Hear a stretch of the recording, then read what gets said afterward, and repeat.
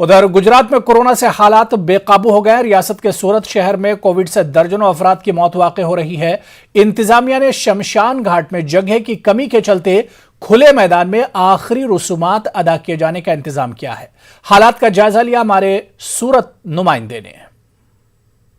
सूरत में कोरोना का संक्रमण इस तेजी से फैल रहा है। लगातार दर्दियों की संख्या अस्पताल में बढ़ रही है। अस्पताल में दर्दियों के साथ मरने वाली लोगों की संख्या भी लगातार बढ़ रही है। सूरत के उमरा स्मशान में अभी तक पहले 4 फिर 12 भट्टी कोविड गाइडलाइन के अनुसार अंतिम क्रिया की जा रही थी, मगर जिस तरह से लगातार डेड बॉडी आ रही है उसके चलते ग्राउंड के पीछे के भाग में काम चलाओ 20 भट्टियाँ शुरू की गई है। जमीन पे एक मृतदेह को जलाने में 10 मन से अधिक लकड़े जा रहे थे, तब स्मशान के संचालकों की ओर से पोर्टेबल भट्टी शुरू की गई है। करीबन 5 मन और कम से कम समय में अंतिम क्रिया करे ऐसा प्रयास किया गया। अभी तक 5 भट्टियाँ इंस्टॉल कर दी गई है।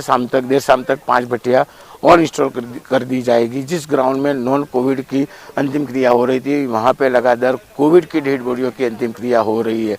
सुबह से अभी तक की बात की जाए तो सूरत के उमरा स्मशान में अभी तक 50 डेड बॉडी आई है, उसमें से 30 से 35 डेड बॉडी कोविड गाइडलाइन के अनुसार अंतिम क्रिया के लिए आई है।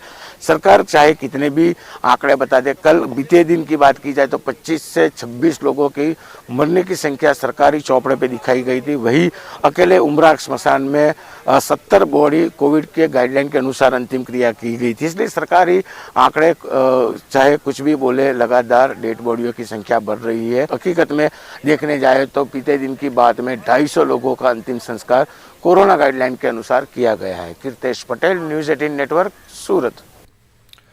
और इधर दिल्ली में कोरोना वायरस का कहर लगा